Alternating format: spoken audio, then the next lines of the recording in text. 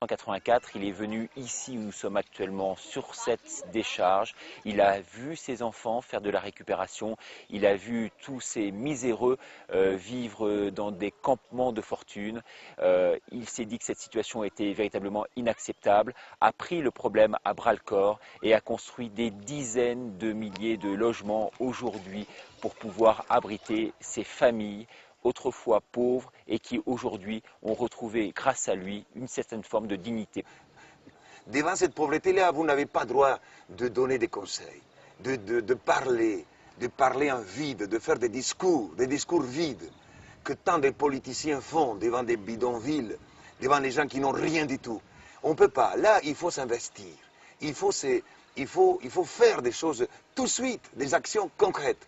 Et nous avons pris ces combats contre la pauvreté. D'abord, c'est un combat sans intermédiaire. C'est un combat de corps à corps avec la pauvreté. Nous l'avons en face. Il ne faut pas faire de la philosophie. Il ne faut pas faire de la littérature sur la pauvreté. Il faut agir. Et nous agissons. Le miracle qu'on a fait, des villages entiers qui sont surgis de rien, des entreprises qu'on a réalisées de rien, avec des gens qu'on a jetés, des gens que personne n'en voulait. Et aujourd'hui, ils sont devenus les personnes les plus sympas de la ville.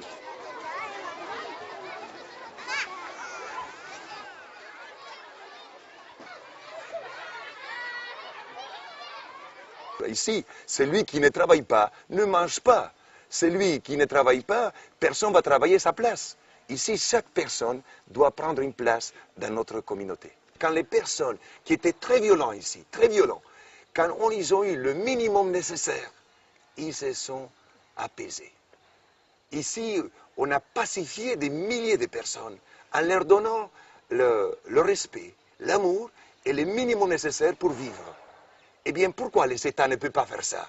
Pourquoi les gouvernements qui demandent, qui vous supplient d'être élus, pourquoi ils ne le font pas? Je ne pensais pas qu'au début, quand je suis arrivé à la décharge, qu'on va devenir aussi grand, hein, qu'il y aura cette ampleur, cette action. Mais quand j'ai vu cet enfer là dans la décharge, je me suis dit, ça, on ne peut pas accepter ça. Cette misère, cette pauvreté extrême c'était trop fort. J'étais révolté. Alors je me suis dit, il faut faire quelque chose. Alors on a commencé à prendre conscience, les gens qui peuvent vivre autrement, surtout pour leurs enfants. Ces personnes-là qui travaillent dans cette carrière, c'est un travail pénible, c'est un travail dur. Ils souffrent, mais avec quelle dignité ils le font? Et la majorité de ces ouvriers-là, ce sont des femmes. Et ces femmes-là, j'ai toujours dit que ce sont des dames, avec majuscules. Avec ce qu'ils font là, ce travail-là qu'ils font tous les jours, pendant 6 jours à la semaine, et pour gagner 5-6 euros à la semaine, ces femmes-là. Alors j'ai toujours dit, ces femmes-là ont un courage extraordinaire. C'était d'abord des gens qui venaient de la rue, de la décharge, qui n'étaient pas spécialistes dans aucun travail. Alors il fallait commencer avec un travail qui était facile dans le sens de le faire, mais difficile pour le réaliser. Alors bon, ils ont appris. Aujourd'hui, nous avons des mineurs qui font des pavés, des moellons, les femmes qui font les graviers que nous vendons aux entreprises de la ville. Alors c'est comme une entreprise maintenant, et on est devenu autosuffisant.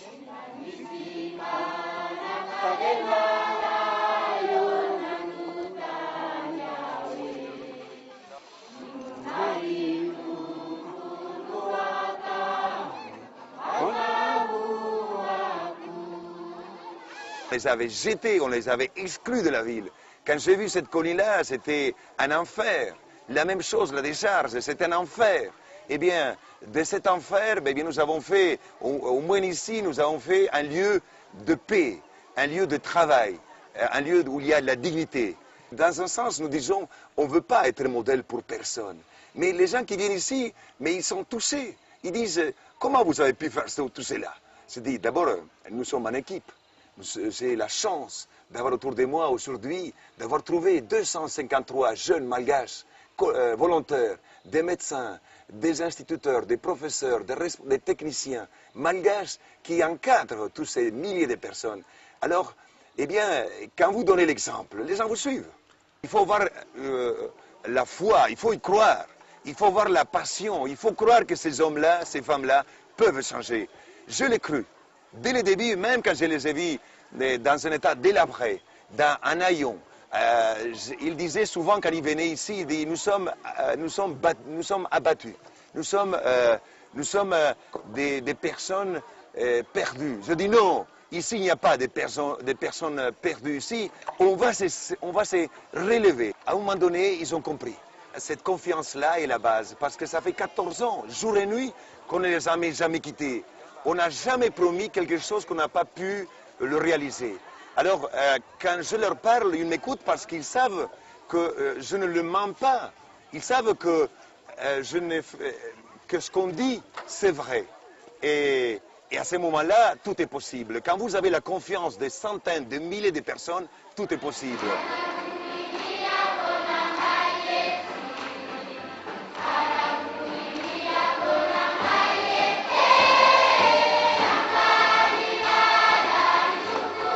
Vous avez 5 000, 6 000, 7 000 personnes, mais c'est notre liturgie. Cette liturgie doit être une fête. C'est une fête. Alors quand j'entre avec les enfants du cœur, quand j'entre même si j'ai mal, si je suis un peu malade, je dis que la fête commence. Du coup, j'oublie toutes mes maladies et je me sens porté par le chant, par cette foi de ces gens qui sont des gens qui travaillent. Cette prière, cette chant qui sort de ces enfants que souvent n'ont rien mangé le matin.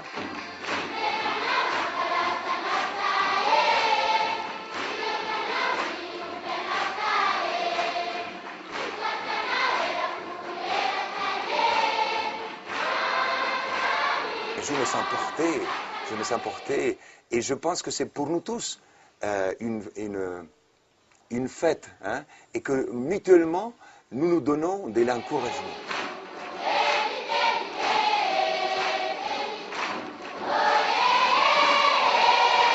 On ne peut pas parler de réussite. Pendant que les gens vivent, on ne peut pas parler de réussite. C'est un combat continuel, de jour au jour.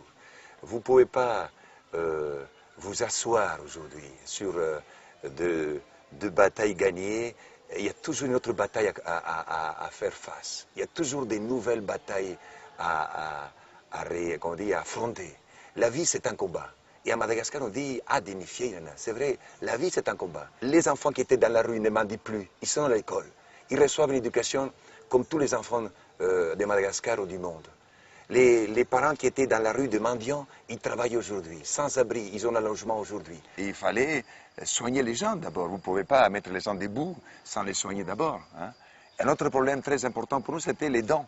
Alors ici, nous avons une dentisterie. Hein. Ça a aidé vraiment beaucoup les gens parce que bon, c'était très cher d'aller en ville. Aujourd'hui, mais grâce à Dieu, avec notre dentiste, mais nous pouvons résoudre tous les problèmes dentaires de nos milliers d'enfants et de nos ouvriers. Hein. Et nous sommes très nombreux à demander à l'État de supprimer cette décharge dans cet endroit-là et de faire une décharge ailleurs. Et que toute décharge publique doit être un lieu fermé. On ne doit pas laisser entrer les gens comme si on entre dans un pré vert. Ça, c'est un endroit où il y a beaucoup de maladies, où il peut y avoir beaucoup de dangers pour la santé des enfants. Il ne faut pas oublier que sur les 800 familles qui vivent dans la décharge, eh bien, avant notre arrivée, il y a 14 ans, eh bien, il y avait 3, 4, 5, jusqu'à 7 enfants morts par famille. Alors, depuis, nous avons diminué la mortalité des enfants, mais de façon presque totale. Il y a de temps en temps des enfants qui meurent, mais plus comme avant. Si le moment de l'été, c'est le moment où il y a le plus d'infections, le plus de maladies et le plus de morts d'enfants.